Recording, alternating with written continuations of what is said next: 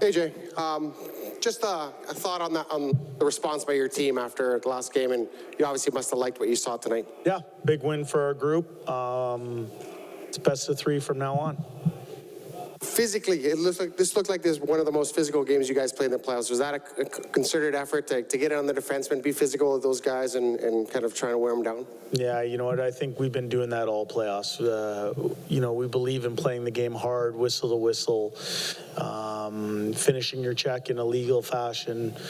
And, when you do that, you wear teams down and you create frustration. It was a good game plan tonight, and the guys followed it to a T. What were your thoughts on the Pietrangelo slash at the end of the game? You know what? I said this to you last year, Spectre, in the playoffs. A wise mentor of mine once told me there's 4 jobs in hockey: player, coach, manager, and referee. I coach. If you're asking my opinion on that play, I would not define it as a hockey play, and I'd leave it at that. I'm sure people will take a look at it. Are you concerned Darnell Nurse gets to instigator in the final 5 minutes of a game? That can be a 1-game suspension. You know what? The way I saw that play, and the same thing, my job's to coach, but the way I saw that play, if you're asking my opinion on that play, I saw, like the play going on. I saw, Darnell wrap somebody up in a bear hug, 2 guys bear hugging each other, and I saw their player with his gloves off first. I saw their player throw 8 punches. So to me, that's 2 willing combatants. It's not like somebody was turtled up in a ball. I saw 2 willing combatants. And as I said, I believe it started with, the Vegas Golden Knight player 14. He had his gloves off first. He threw the first 8 punches. Jay, where did you see the biggest improvement in your club at even strength tonight?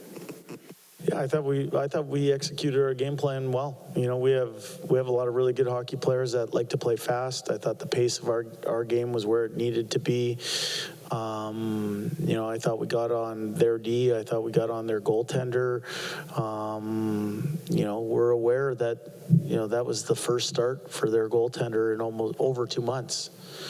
That's a tall task. It's different than when you get put in halfway through a game and you're just running on adrenaline. But, when you have to think about it for a few days, we're aware of that. And so we wanted to make sure that, we made things difficult. And certainly we went out and executed at a high level and made them pay for some mistakes.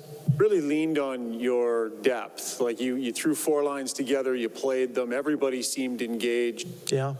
Just your instinct to give everybody a little bit more, give them that opportunity. And I thought it was a well-played game. For us to have Matthias Janmark come back into the lineup healthy, that was important. He's an important part of our team. He's kind of had a rough playoffs in that he was injured in the first game against the LA Kings, and then he was injured in the first game in the Vegas series. So he's kind of had fits and starts. So not having him as an option, doesn't make us a deeper team. But having him as an option gives us a really good option. And, I thought there was nice balance to the lines tonight. Everybody contributed up and down the lineup. And as I said earlier, we feel good about the win. But we understand that now it's a best of 3. And we're going to Las Vegas on Friday, and we're looking to win a road game. Jay, you've talked a lot about certain moments of a game, and in games 1 and 3, you struggled after you scored in allowing Vegas to get back in the game. Tonight, especially after the first inning, the second goal, there was like 3-4 consecutive shifts. They were barely in your zone. Was that more of an emphasis, or is it just a reaction from your team after? That's something we work on during the year, Jason. Nobody sets out to give up a goal immediately after you've given one up or you've scored one. I think we put an emphasis on that next shift, and then that next shift and coming at teams in waves. Tonight, I thought we executed at a high level, and that's part of it, is making sure that that next shift, the puck keeps going down the opposition's throat, and we did a good job of that tonight. Hey, Jay, this is kind of piggyback Ryan's question, but the line of Fogle, McLeod, and Ryan, they seem to have a lot of very solid shifts in the offensive zone. Held Vegas without a shot against on 5-on-5. Just what would you say about their performance tonight? Yeah, I think they play fast. I think they play forward. I feel comfortable with them on the ice against any line of the other team. You know, I think specifically when, you know, Derek missed the first game of the series because he was ill. It was beyond his control, beyond anyone's control. But when he wasn't in the lineup, you saw what you missed. He's kind of the conscience on that line. And I think Warren Fogel's playing excellent. I think, you know, he looks dangerous every time he's in the offensive zone. I think McLeod's pace really gives teams issues. And the three of them put together, you know, they're pretty dangerous. So we're thankful they're on our team.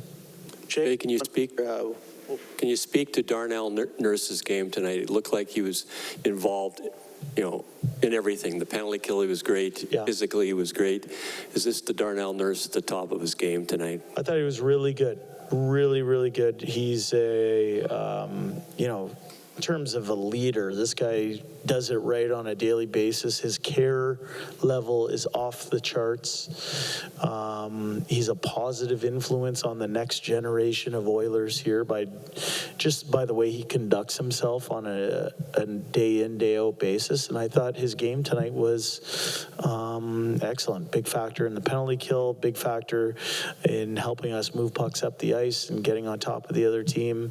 I thought he was a real good player for us. And then, you know, to acquit himself nicely in that fair fight, I thought, you know, he did a good job. Thank you. I just wonder what you kind of make of this series through 4 games with, you know, 3 lopsided victories or losses, depending on your point of view of which team. But haven't been very many close games, and I just kind of wonder what you kind of make of it. Yeah, that's hard to explain. You know, I would say this: there wasn't much distance between where the Golden Knights finished and where the Oilers finished. You know, you saw how close it was down the stretch. 2 good hockey teams that are now set up to play a best of 3. Our challenge is to play 2 good ones in a row here. We didn't love our first game. We liked our second one. We didn't like our third one. We liked our game tonight. As I said earlier, we're looking to continue to build our game, and our challenge is to take on a good team in their building, but it's also a building where we've won 3 hockey games this year. So we're setting out to play a strong road game in Vegas. You know, that's what we're going to take care of. And that was the first thing out of Connor McDavid's mouth too, is getting a second straight win, is playing well for a second straight time. What's the biggest key to doing that? How do you actually string, you know, 2, maybe even 3 games together in a row? Yeah, well, I thought we skated well tonight. I didn't think we skated well in game number 3. So we're going to have to make sure we're taking care of ourselves. We're going to have to make sure we're traveling the right way, so that our energy reservoirs are where they need to be. We think when we're at our best, we are a very tough team to handle. And I've seen it so far in 2 of the 4 games, but you know, as I said, the challenge is going to be to put them back to back and win a game in a tough building. But as I said, we've won 3 hockey games in that building. We know we can do it. Thanks.